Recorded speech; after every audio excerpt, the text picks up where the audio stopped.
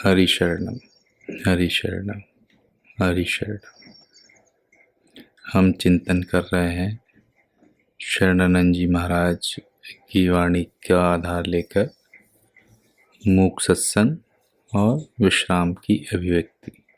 लक्ष्य है कि कैसे और कहाँ कहाँ से हमारे जीवन में स्ट्रेस पैदा होता है, उसके मूल कारण क्या है और उनसे कैसे निजात पाई जाए, छुट्टी पाई जाए। तो आगे बढ़ते हैं इसी श्रृंखला में।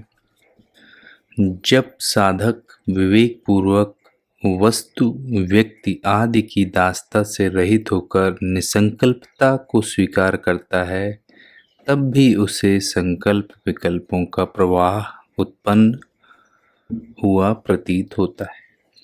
तो यहाँ ये कह रहे हैं कि सोच समझ के विवेक पूर्वक यदि हमने मन से, बुद्धि से छोड़ भी दी बहुत चीज़ों की गुलामी, या अब हम मतलब नहीं रहा जहाँ जहाँ हमारी जो गलतियाँ होती थी, तो भी अंदर जो एक करंट चलता है, थॉट्स का एक स्ट्रीम चलती है, संकल्प विकल्प विचार कुछ उधेड़ बुन चलती ही रहती है, वो एक उस प्रवाह का अनुभव होगा।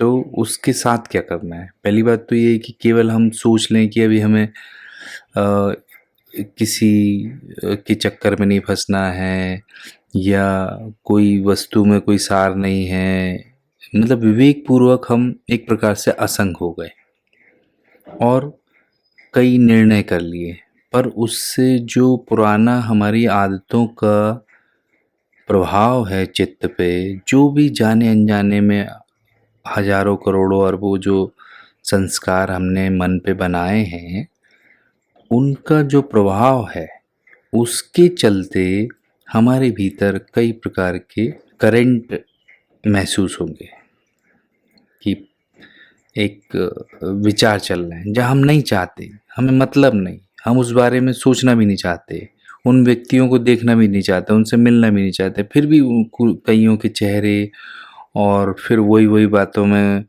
मन का फिसलना, ये सब चलता रहता है। तो उसी को कहा है संकल्प विकल्पों का प्रवाह उत्पन्न हुआ प्रतीत होगा। अब उसका कारण क्या है? यह प्रवाह भुक्त अभुक्त, मतलब जो भोगा है, जो एक्सपीरियंस किए इच्छाओं की पूर्ति, या जो नहीं भोग पाए हैं, लालसा रह गई जिनकी, तो भले ही आपने कोई चीज़ जिंदगी में अनुभव ना की हो, पर उस अनुभव की लालसा रह गई है कि बड़ी गाड़ी में बैठना चाहते थे, बड़ा घर लेना चाहते थे, या विश्व की सैर करना चाहते थे, यात्रा करना चाहते, कई कई प्रकार के अनुभव बटोरना चाहते थे। तो मान लो उनकी कुछ लालसा रह गई, वो कर नहीं पाए, तो वो भी प्रभाव छोड़ता है। इच्छा किसी न किसी रूप में प्रभाव छोड़ती है, और इच्छा थी, वो चीज़ मिल गई तो भी उसका एक गहरा असर पड़ता है कि बड़ी खुशी होती है। मान लो किसी के आने का इंतज़ार है, तो वो व्यक्ति आ जाता है तो कितनी खुशी मिलती है। तो क्यों? क्योंकि और वही व्यक्ति दूसरे के लिए आया और जिसको इंतज़ार नहीं था, तो उसको उतनी खुशी नहीं मिलती। तो ये जो खुशी है, इसका एक संस्कार पड़ता है। तो जिस चीज़ की जितनी इच्छा होती है, उसका उतना गहरा संस्कार पड़ता है। तो उसी को कहा भुक्त, मतलब भोगी हुई, एक्सपीरियंस की हुई, या एक्सपीरियंस जो नहीं कर पाए पर लालसा मात्र है, इच्छा मात्र है, तो भुक्त और अभुक्त इच्छाओं का परिणाम है और कुछ नहीं। तो ये प्रवाह क्यों हो रहा है? क्योंकि हमारे भीतर जो प्रवाह एक अंकित है और जो इच्छाओं से ड्रिवन लाइफ पहले चली है पास्ट में, उसका परिणाम है। तो वो मुक्त होने के लिए प्रकट होता है।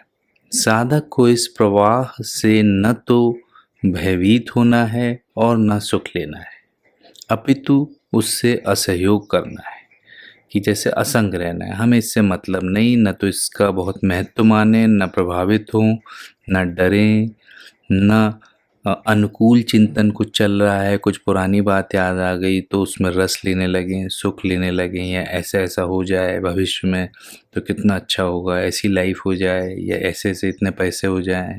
किसी भी प्रकार से जो आदमी को मन में अपनी कमी खटकती है, उस प्रकार के सपने पैदा होने लगते हैं। तो उनमें फंसना नहीं है, उससे असहयोग करना है। असहयोग करते ही वह प्रवाह स्वतः नष्ट हो जाएगा। मतलब उसके लिए अलग से कुछ प्रयत्न नहीं करना। जो ओवरथिंकिंग या कई लोग जो ये समस्या कहते हैं, ये अपने आप नष्ट होने वाली चीज़ है। हमारा कर्तव्य क्या है? हम फ्यूल ना करें अटेंशन से, उसे और नए-नए आवेग या नई-नई उनमें प्रभाव और न बढ़ाएँ।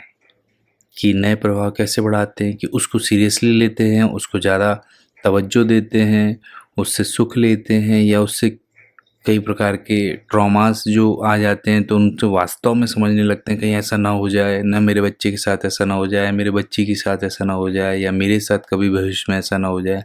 तो भय खा के उनको और महत्व दे देते हैं। तो हमें न तो भय खाना है, न सुख लेना है, और असंग रहना है। तो वो अपने आप नष्ट हो जाता है। तो इसका प्रक्रिया क्या है? अपने आप नष्ट होता है। सिर्फ फ्यूलिंग ना करें, सिर्फ उसे इम्पोर्टेंस ना दें। Attention is our currency. Attention कहाँ देनी है, कहाँ नहीं देनी है, इसका ख्याल रखना है। तो ये अपने आप नष्ट हो जाएगा। लेकिन क्या कह रहे हैं स्वामी जी? किंतु थोड़ी थोड़ी देर बाद साधक इसका निरीक्षण न करे, मतलब चेकिंग ना करे कि हुआ कि नहीं हुआ, कि जैसे बंदर जैसे पेड़ लगाया तो आम आया कि नहीं आया, ऐसा नहीं। ये एक इम्पेशेंस वाली मानसिकता है। तो उसमें निरीक्षण करने से जो हमारी असंगता है, जो हमारा जैसे एक भाव रहता है ना कि उपरामता की हमें इससे मतलब नहीं, उसमें विकल्प हो जाएगा। तो वही कह रहे हैं, निरीक्षण करने से असहयोग में विकल्प हो जाएगा, जिसके होते ही प्रवाह से तादात्म्य उत्पन्न होगा। मतलब प्रभाव से लगाव होगा, अटैचमेंट होगा, उसकी इम्पोर्टेंस होगी, उसमें फिर फंस गए।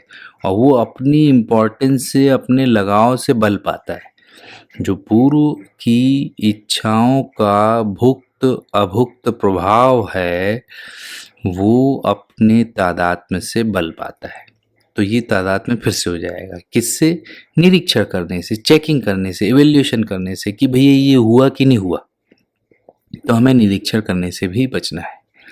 तो ये बड़ी 2-4 पॉइंट बड़े कीमती हैं। अपने मन के अंदर के उठे हुए विचारों को, प्रभावों को, प्रवाह जो चलता है, करेंट्स जो चलते हैं, उनको कैसे बड़ा साइंटिफिकली, बड़ा डेलिकेटली, अच्छे से मैनेज किया जाए।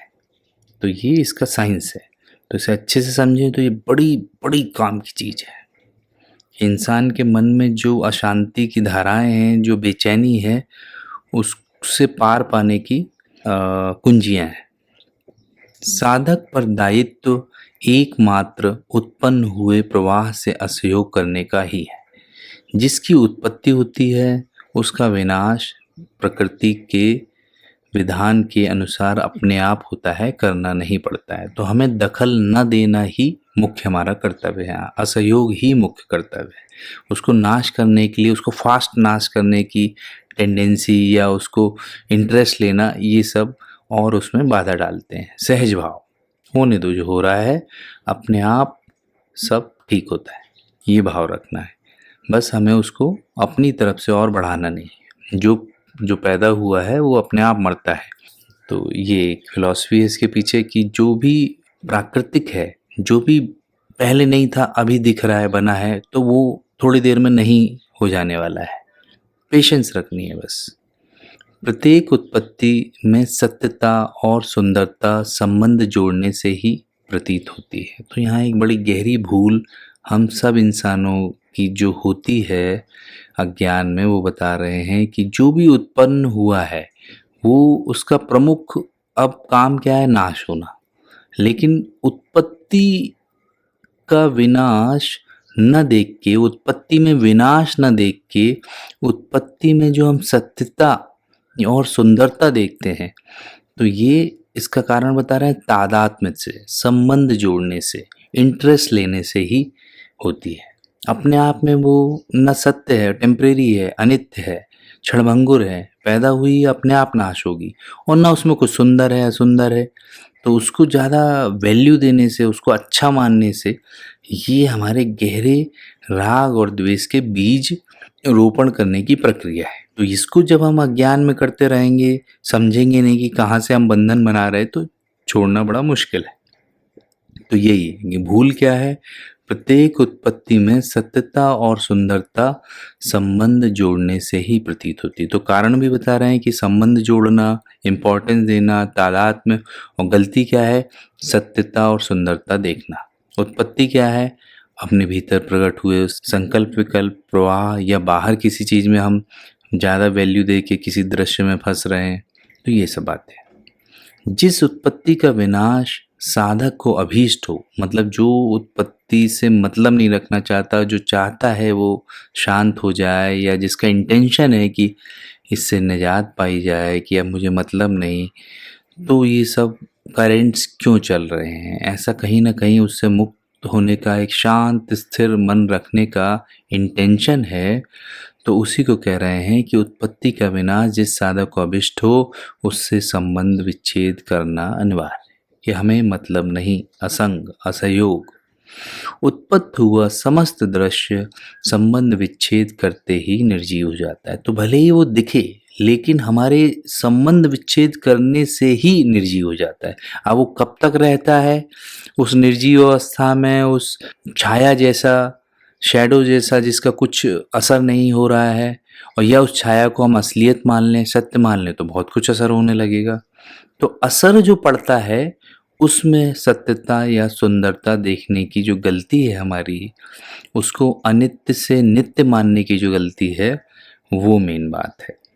तो यहीं रुकते हैं। इसमें 5-7 बड़े अच्छे फंडामेंटल्स आए हैं जिन्हें समझना है, जिन्हें मन का उपचार करना है, उसे इसे कई कई बार सुने और उन पॉइंट्स को समझे जहाँ जहाँ उनकी गलतियाँ हो रही हैं, और इसको अप्लाई करें लाइफ में, फिर इसका फ़ायदा समझ में आए। हरि शरणम, हरि शरणम, हरि शरणम।